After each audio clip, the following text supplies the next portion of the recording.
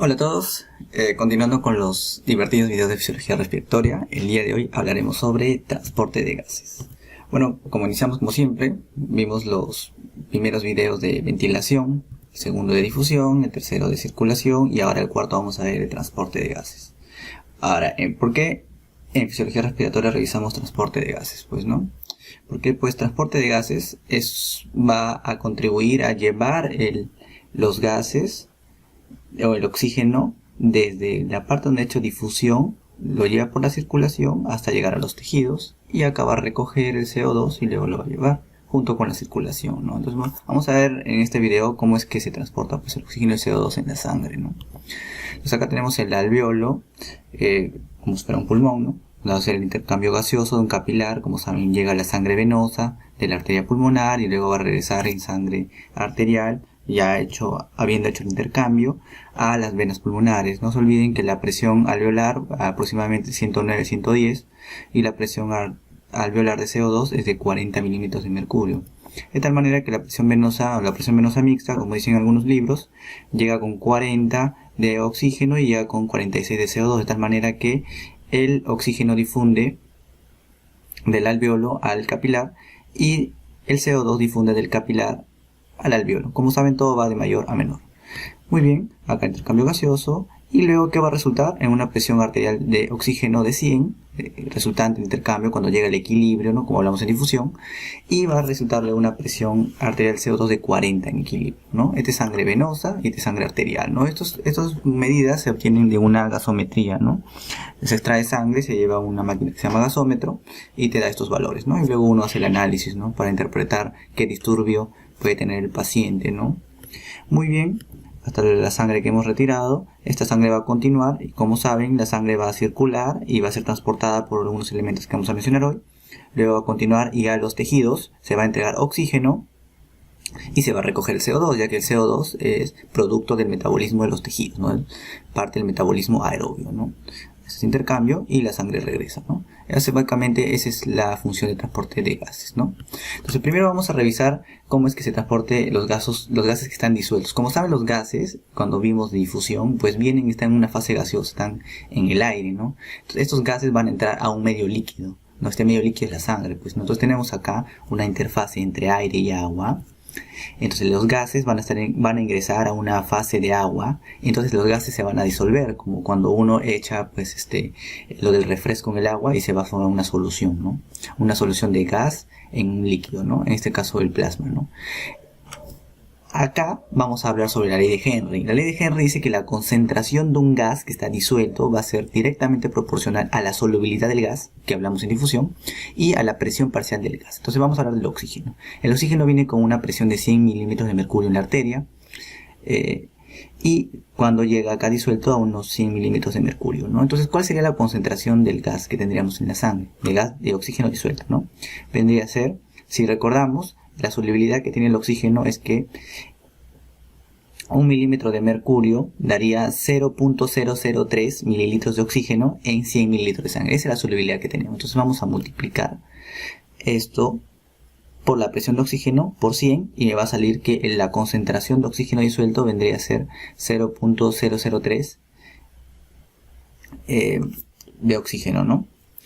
Esa va a ser la concentración según la ley de Henry. En el CO2 ocurre lo semejante. El CO2 manejaba 40 en la sangre arterial, por esa razón, pero no se olviden que el CO2 tiene mayor solubilidad. El CO2 tiene 20 veces más solubilidad, entonces si lo multiplicamos 20 veces sale más o menos 0.067 mililitros de CO2 por 100 mililitros de sangre por milímetro de mercurio. Entonces multiplicamos la solubilidad y más o menos nos saldría 0.6. Saldría 40 por 0.06, más o menos sale 0.24 aproximadamente, ¿ya? Eso lo vamos a revisar más adelante. Muy bien, así es que se transportan los gases disueltos. Pero ustedes dirán, pero esto de acá demora bastante, ¿no? Y además tendría que la difusión saturarse para que el gas disuelto llegue a la misma presión. Y eso sí ocurre realmente, pero hay medios más rápidos para el transporte. Por ejemplo, vamos a ver el transporte de oxígeno primero. El transporte de oxígeno básicamente se hace por dos medios, ¿no? Acá tenemos el contenido arterial de oxígeno, que es la cantidad total que hay de oxígeno en la sangre, tanto acá en las arterias y en las venas. Y como vamos a ver en las arterias, el oxígeno disuelto en realidad solo forma el 3%. En las venas es un poquito menos, un 2.5%. pero va por ahí. Y el 97% en realidad se transporta como oxihemoglobina, o sea, el oxígeno unido a la hemoglobina. ¿Y qué es la hemoglobina? La hemoglobina es una proteína que está dentro de los glóbulos rojos. Como saben, los glóbulos rojos son las células más abundantes que hay en la sangre. Forman aproximadamente el 45% de la sangre, los glóbulos rojos. Estos glóbulos rojos tienen una forma biconvexa, y lo que llama acá la atención es que principalmente dos características de esta célula, aparte de su forma y otras características, es que no tiene núcleo, la célula anucleada, y además que no tiene mitocondria. Y al no tener mitocondria significa que el oxígeno que va a transportar este glóbulo rojo, cuya función más importante es esa, no lo va a utilizar, ya que como no tiene mitocondria, entonces no va a metabolizar, va a utilizar otros tipos de metabolismo como la glicólisis anaerobia, ¿no? Muy bien, la tercera parte de este glóbulo rojo está compuesta de hemoglobina. Ahora, ¿qué es la hemoglobina? La hemoglobina es una proteína. Entonces, esta proteína, hemoglobina, está constituido por dos partes. Las proteínas globina, que son 4 subunidades, denotadas por 2 unidades alfa y 2 unidades beta, alfa 1, alfa 2, beta 1, beta 2. ¿Y qué más tiene aparte de las globinas? Tiene un grupo hemo que vamos a revisar. Estas globinas,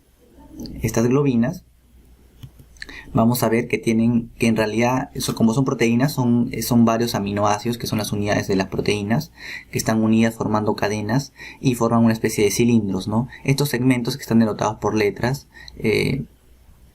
vamos a ver que entre el segmento que es de la letra A a la H, entre el segmento E y el F, que parece acá como un compás, si lo agrandamos, vamos a ver que entre el segmento E, que es una cadena de aminoácidos, que lo hemos denotado mediante esa ondita, una cadena de aminoácidos, no olvidar que estos aminoácidos están compuestos básicamente por un carbono central, un grupo amino y un grupo carboxilo. El grupo carboxilo va a juntarse con el otro grupo amino del otro y va a formar el enlace peptídico para hacer la cadena de aminoácidos que va a formar la proteína.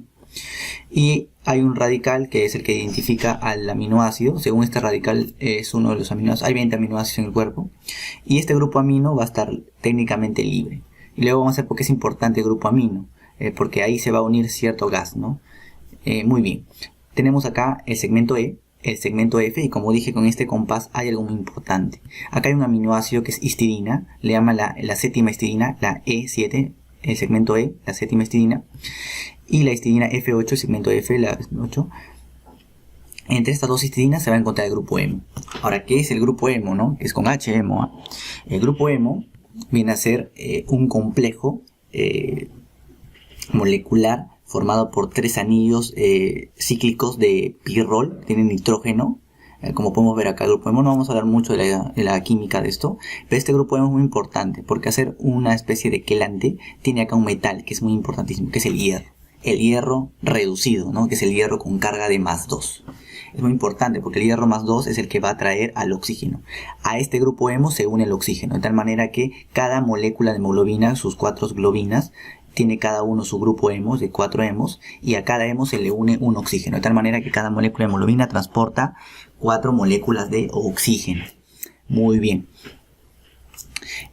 Si este hierro +2 se oxida, se convierte en hierro +3, y este hierro +3 ya no se llamaría oxihemoglobina, se llamaría metahemoglobina. Y esta metahemoglobina, como está oxidada, no se puede unir adecuadamente al oxígeno, ¿no? Y puede llegar a ser tóxica, ¿no? En el glóbulo rojo hay ciertos mecanismos para evitar que esto no se oxide, ¿no? Por eso hay antioxidantes, ¿no? Como el glutatión, etcétera, ¿no? Que no vamos a hablar en este momento.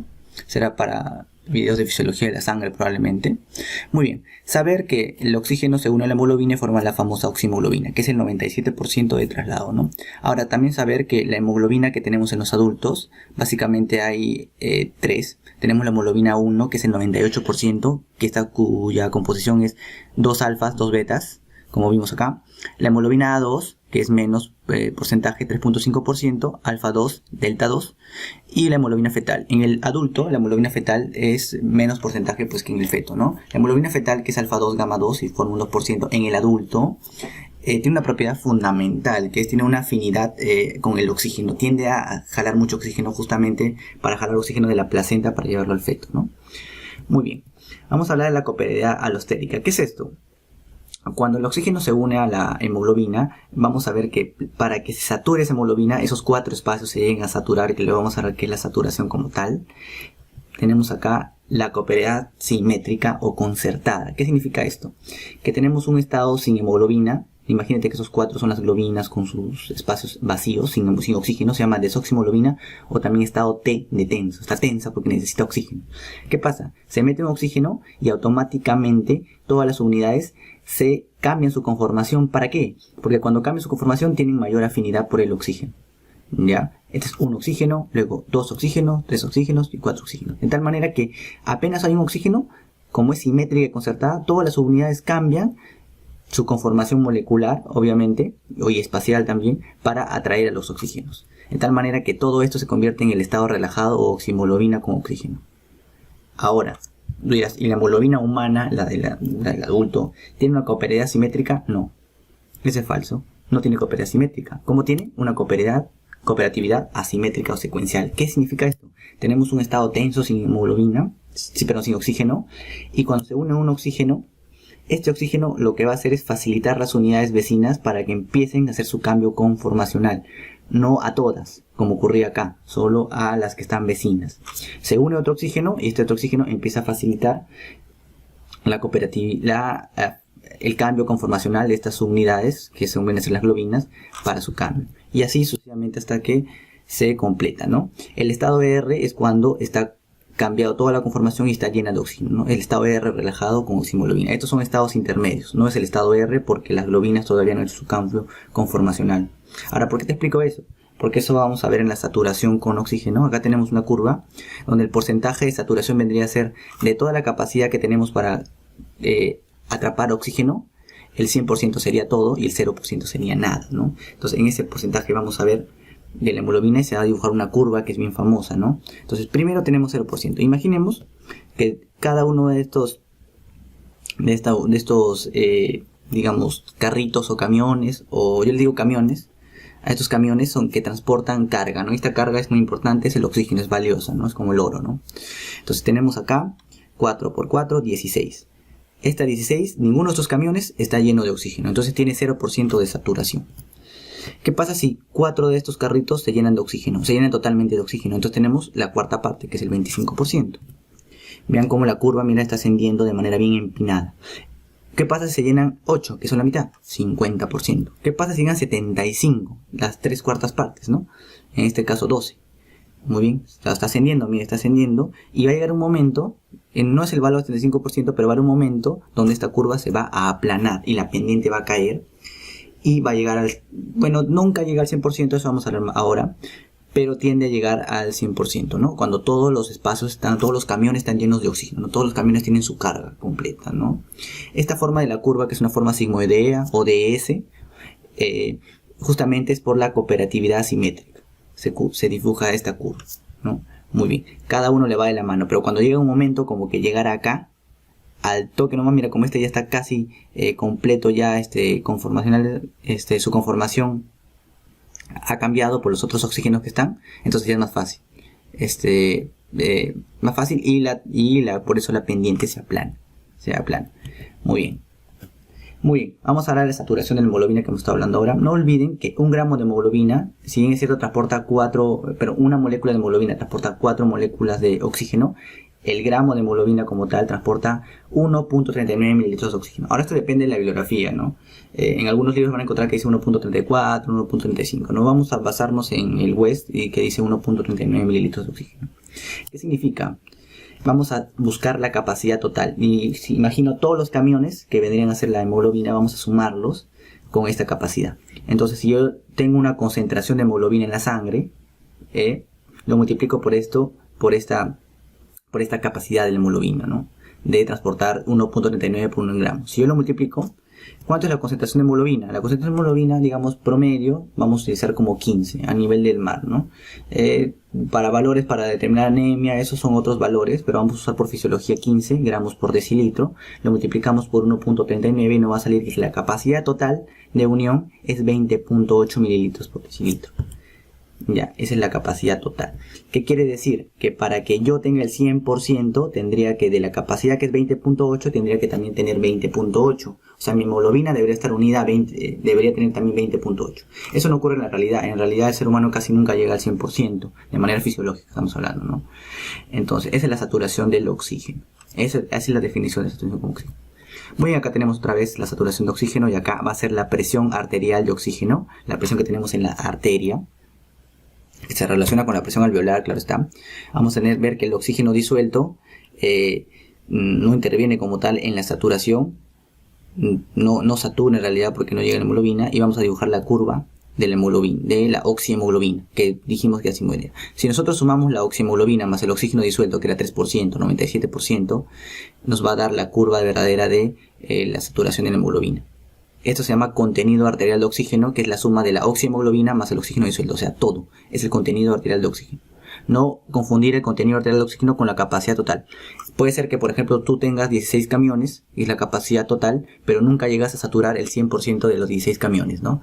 A veces saturas, no sé, imagino 15.7 camiones, ¿no? Que cosa que no existe, ¿no? Muy bien. Entonces, primero, no olviden que la sangre arterial tiene una presión arterial de 100 miligramos. Entonces, si yo llego a la curva a 100, vamos a ver que la saturación en realidad no llega a 100. Llega aproximadamente a 97.5 hasta 99, pero usualmente nunca llega a 100, en condiciones fisiológicas estamos hablando. Entonces, esto de acá es una curva que nunca llega a tocar el 100. Eso se le conoce en matemáticas asíntotas, ¿no? Muy bien. Esa es la arterial, ¿no? Pero ustedes me dirán, pero doctor, ¿y hasta cuándo yo puedo esperar que la saturación baje, ¿no? Por la forma de la curva, ¿no? Justamente ya por matemática y por la forma de la curva se puede tener que hay un punto de inflexión que justo cae a los 60 milímetros de mercurio, que es un punto que se utiliza para definir insuficiencia respiratoria como tal, que va a llegar aproximadamente entre 92.5 y 90, depende del libro, ¿no? Usualmente por práctica utilizan 90, pero creo que más exacto es 92.5, donde la curva se hace más plana. Si uno llega acá, o sea, a partir de 60, una presión arterial de 60, o tiene una saturación de 92, que sería con la curva, entonces esta zona le llamamos la zona segura, ¿no? Que es la zona que se utiliza bastante. Por esa razón, la saturación de hemoglobina, que nosotros la medimos con el oxímetro de pulso, de manera indirecta, ¿no? Que lo medimos con ese aparatito que colocamos en el dedo, siempre esperamos que nuestra saturación sea más de 92, de tal manera que acá en la curva esta pendiente sea más pequeña. Mira, acá por más que aumentemos 10, la curva aumenta poquito. Por esa razón es más, digamos que es más económico, más práctico que la hemoglobina aumente de 0,60, porque a una pequeña, por la pendiente que es alta, aumentas pequeña cantidad de presión de oxígeno y la saturación aumenta bastante. En cambio, en este segmento de acá ya aumenta poco. Por esa razón se define insuficiencia respiratoria pues debajo de 60, ¿no? ¿Y qué pasa con las venas? La vena pues tiene oxígeno 40, por esa razón que la hemoglobina en realidad solo se satura 75%. Ahí uno se da cuenta cuando saca la muestra arterial, la muestra de sangre, si es venosa o arterial, justamente por la saturación y la presión de oxígeno, ¿no? Muy bien. ¿Y qué es el famoso P50, ¿no? Que hablan mucho, ¿no? El P50 es la presión que satura el 50% de hemoglobina. O sea, ¿a qué presión la hemoglobina se encuentra a la mitad de saturada? ¿Para qué sirve el P50? El P50 es un punto acá en la curva que nos permite saber qué afinidad tiene la hemoglobina con el oxígeno. ¿Cómo afinidad? Afinidad es qué tanto tiende a retener. Si tiene mucha afinidad, tiende a retener, a chapar oxígeno, como la hemoglobina fetal. Si tiene poca afinidad, tiende a botar oxígeno. Y hay ciertos lugares donde ocurre eso, pues, ¿no? Muy bien. La desviación de la curva de disociación, la famosa desviación de la curva, ¿no? Entonces acá tenemos la curva con su P50. El P50 aproximadamente cae entre 25 a 27 milímetros de mercurio, en lo estándar, ¿no? En los libros de fisiología. Llega acá a 50. ¿Qué pasa si la curva se desvía a la derecha? ¿Cuándo la curva se desviaría a la derecha? ¿Cuándo disminuye la afinidad por el oxígeno? Por ejemplo, ¿cuándo disminuiría la afinidad por el oxígeno? Entonces yo quiero botar oxígeno. Eso ocurre en los tejidos. ¿Por qué? Porque yo ya estoy llevando oxígeno a los tejidos y ahí disminuye la afinidad para entregar el oxígeno a los tejidos y los tejidos lo puedan utilizar, pues, ¿no? Entonces, esto ocurre en ciertas situaciones. Ahí está el famoso efecto Bohr. El efecto Bohr significa que cuando la hemoglobina se une al CO2, al dióxido de carbono, el dióxido de carbono se une a la hemoglobina a las partes aminas, no se une al grupo hemo, ¿eh? Se une a la parte del amino de los aminoácidos, ¿no? Por eso se llama carbamina hemoglobina.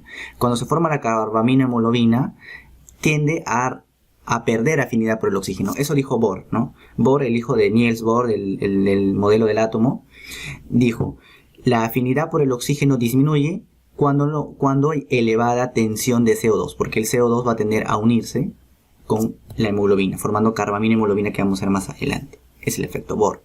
Ahora, como saben, el CO2 también aumenta pues la acidez. Entonces, si aumenta la cantidad de protones, la hemoglobina es un sistema buffer o tampón, es un amortiguador, digamos, del ácido. Entonces, la hemoglobina, para que la acidez no aumente en el eritrocito, coge a este ion, este protón de ácido, y lo tampona. De tal manera que no pone. Cuando la hemoglobina está en un medio ácido, tiende a disminuir su afinidad. Y hay un metabolito que se llama el 2,3-difosfolicerato, que es un metabolito que sale, que es una vía alterna en la glicólisis. En la glicólisis, en la mitad, hay un metabolito que se llama 1,3-difosfolicerato. Cuando quiere disminuir la afinidad por el oxígeno, aumenta este metabolito que es el 2,3. O sea, el 1,3, en vez de pasar a convertirse en los siguientes metabolitos, se deriva esa vía y forma 2,3-difosfolicerato. Bueno, en fin, este metabolito se va a unir entre las cadenas de globina. ¿Y qué va a hacer con la hemoglobina? Va a disminuir su afinidad de oxígeno. Es un metabolito que usualmente se forma como parte de la glicólisis, ¿ya? Muy bien. Entonces, la desviación a la derecha ocurre cuando aumenta el CO2, aumenta los protones, que es lo mismo decir disminuye el pH, pero vamos por la hemotecnia, y vamos a aumenta la temperatura también, y aumenta el 2,3-difosfolicerato. Entonces la curva se desvía a la derecha. Y la P50 aumenta, por esa razón disminuye la afinidad. Y lo contrario, que es la desviación a la izquierda, es cuando el P50 disminuye y le aumenta la afinidad. Cuando aumenta la afinidad por el oxígeno, disminuye. Eso ocurre en todo lo contrario. Y también en la hemoglobina fetal. La hemoglobina fetal tiene un aumento de afinidad por el oxígeno increíble, ¿no? Eso ocurre pues en los fetos, ¿no? Muy bien. Ahora, ¿qué es el contenido arterial de oxígeno? ¿Qué es el contenido total? El contenido arterial de oxígeno, ya vamos a ver que depende mucho de la cantidad de hemoglobina. Como vieron, el 97% de oxígeno se transporta en la hemoglobina, en la sangre. Entonces depende mucho de cuánto. Si tenemos una hemoglobina de 15, que era lo estándar que vamos a ver en fisiología, manejamos, digamos, un contenido arterial de oxígeno aproximadamente de 20.5, por ahí tengo el valor exacto. La capacidad era 20.8, si no se olviden. 20 por ahí, ¿no? Ese más o menos llegaría a ser como el 97% de esta curva de hemoglobina. Pero ¿qué pasa si el paciente tiene policitemia? Por ejemplo, con los pacientes que ocurren en altura, que es un mecanismo de compensación ante la presión arterial baja, ¿no? Entonces, la saturación aumenta y el contenido arterial va a aumentar, ¿ya? Para compensar esa disminución. Ellos, por ejemplo, llegan a Pasco, que es una ciudad con mucha altitud, y hay menor presión arterial. Tal vez no llega a 100, tal vez llega a 80, y todavía mantienen un contenido arterial adecuado. Ese es un motivo de compensación.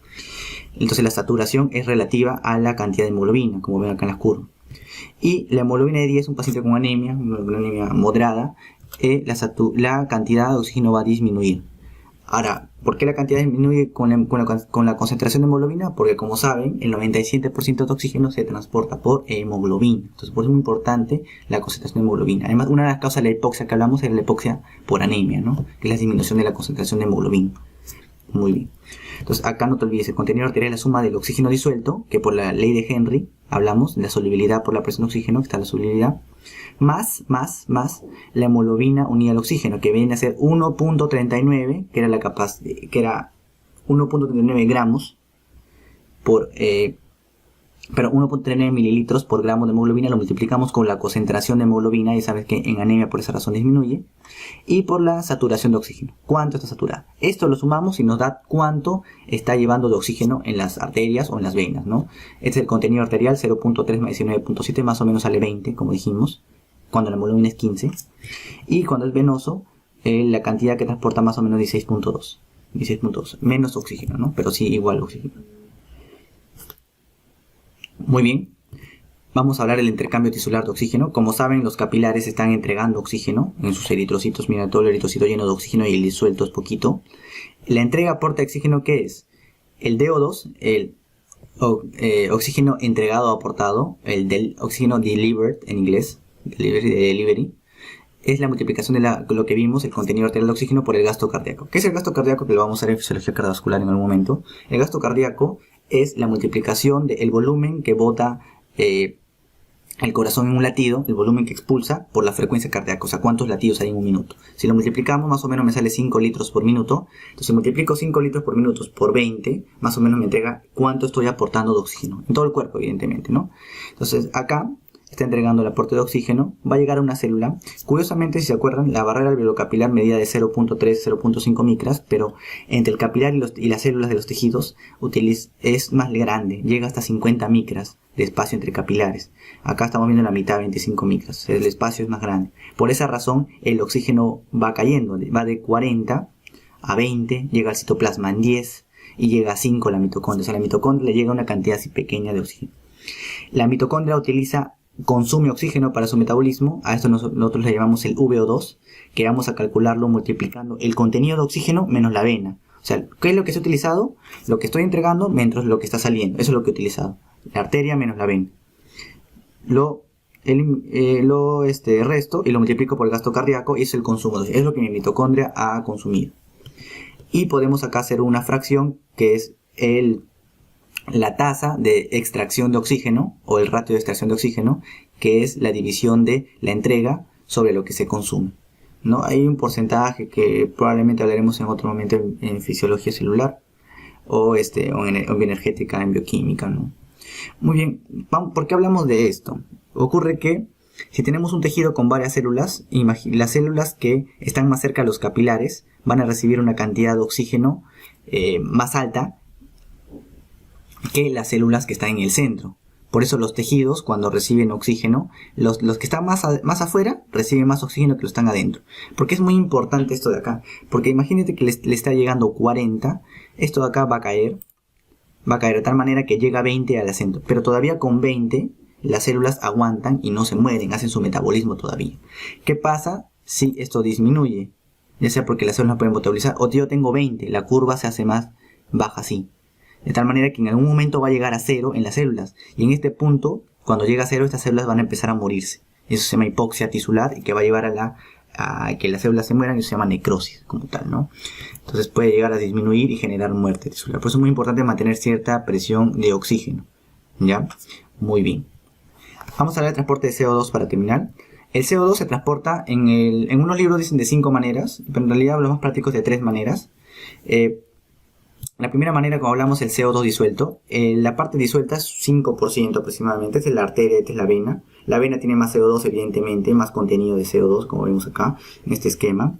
Y es un 5%. La segunda forma de transportar es por unión a las proteínas. Específicamente más a la hemoglobina, ¿no? Eso se llama carbaminohemoglobina. No se olviden que el CO2 se va a unir a el grupo amino de las proteínas de globina, no se une al hemo, por eso no se llama carbodioxihemoglobina, sino se llama carbaminohemoglobina. Y en el centro tenemos el bicarbonato. El bicarbonato viene a ser la mayor parte, así como el 97% de oxígeno transportado era por la hemoglobina, el CO2, la mayor parte es transportado como bicarbonato. Y vamos a ver ahora cómo es que deberá ser transportado como bicarbonato. Entonces tenemos acá tenemos la diferencia arteriovenosa que más o menos mantiene relativamente la proporción, siempre principalmente el bicarbonato. En segundo puesto el carbamino y en tercer puesto el CO2 disuelto. Muy bien. Acá tenemos los tejidos, porque el CO2 sale de los tejidos y luego va a ir al plasma y luego va a ir al glóbulo rojo y el glóbulo rojo lo va a regresar al alveolo para que hagan el intercambio gaseoso. Entonces el CO2 entra al plasma y el CO2 se puede disolver como CO2 disuelto, como dijimos, una pequeña cantidad, así por la ley de Henry que comenzamos, pero también en el plasma ocurre que se puede unir a proteínas. Las proteínas tienen grupos amino ya que son aminoácidos y pueden formar compuestos amino, ya no solo la hemoglobina, claro que es pequeño comparado con lo que vamos a hablar, el que entra al glóbulo rojo. Muy bien, y también puede formar bicarbonato por una reacción que suma el CO2 más el agua, se agrega agua, forma ácido carbónico por una enzima que se llama anhidrasa carbónica, luego se disocia en un ion bicarbonato y un protón. Esto ocurre también en el plasma.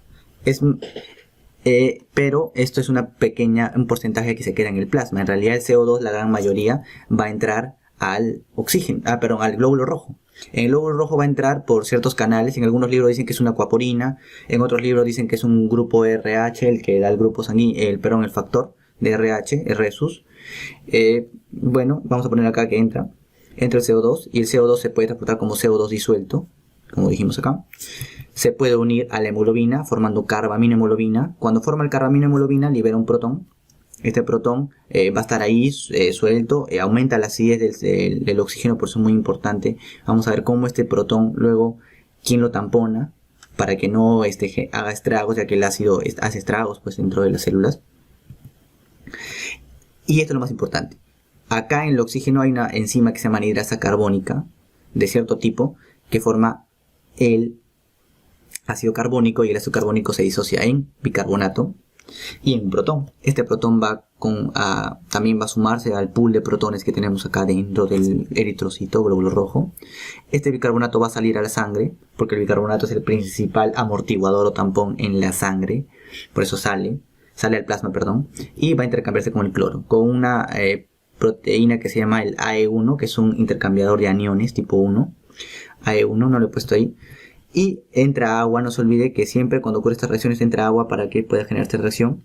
¿Y qué pasa con estos protones? ¿Se van a quedar sueltos? No, no se olviden que la oxihemoglobina, que va a entregar oxígeno a los tejidos, tiene que entregar el aporte de oxígeno, se disocia en hemoglobina y oxígeno. El oxígeno va a entrar al plasma y luego del plasma se va a los tejidos, se queda la hemoglobina y la hemoglobina, ¿se acuerdan por el efecto Bohr? La hemoglobina va a coger al protón y la va a tamponar formando este tipo de hemoglobina. No se olviden, el efecto Bohr decía que mientras haya mucha cantidad de CO2, la hemoglobina tiende a botar el oxígeno y tiende porque justamente va a tamponar los protones, ¿no? Ese es el famoso efecto Bohr, ¿no? El efecto Bohr, que tiene que ver con la división de la curva a la derecha. Acá hay otro efecto que vamos a ver ahora. Primero vamos a la curva de disociación del CO2. O sea, doctor, ¿también hay una curva de disociación del CO2? Sí, efectivamente, que no es sigmoidea, claro está, es una curva en realidad casi plana. Acá tenemos el CO2 disuelto y acá tenemos la curva. Hay una curva de la arteria y una curva de la vena, que son casi paralelas. Y hay una pequeña separación que vamos a ver. La roja es de la arteria y la azul es de las venas, ¿no? Entonces justo acá vamos a ver que justo entre el punto de 40, ¿se acuerdan? En la arteria tenemos 40 de CO2 y en la vena teníamos aproximadamente 46. Esta pequeño hiato o separación es entre el transporte de arteria a vena, de vena a arteria, ¿ya? Por esa razón, esto de acá, ¿cómo ocurre? Ocurre el famoso efecto Haldane o Haldane. El efecto Haldane es casi lo contrario al efecto Bohr, ¿no? En realidad son casi antagónicos. ¿Qué significa? El efecto Haldane dice que cuando aumenta el oxígeno en la sangre, por ejemplo en el alveolo, en el pulmón, aumenta el oxígeno en la sangre porque está haciendo el intercambio gaseoso, la hemoglobina tiende a tiende a transportar menos el CO2. Ese es el efecto Haldane. Cuando aumenta el oxígeno en la sangre, curiosamente en los pulmones, tiende a botar CO2, ¿no? Vendría a ser como lo contrario del efecto Bohr. El efecto Haldane también tiene que ver con la desviación de la curva, pero no a la derecha, sino a la izquierda. Muy bien, esa es la explicación del efecto Haldane, ¿no? Justamente porque esta curva de disociación en la vena y en la arteria son diferentes, están separadas. No ocurre como ocurre en la saturación de la hemoglobina, donde es una curva sola como tal, ¿no? Muy bien, no olviden el contenido de CO2. El CO2 se transporta en CO2 disuelto, en carbamino y bicarbonato. En la arteria más o menos el CO2 disuelto es 2.4, el carbamino es 2.4 y el bicarbonato es 43. De tal manera que da un contenido arterial de CO2 aproximadamente de 47.8. Y en la vena más o menos da aproximadamente, es mayor, ¿no? Aproximadamente de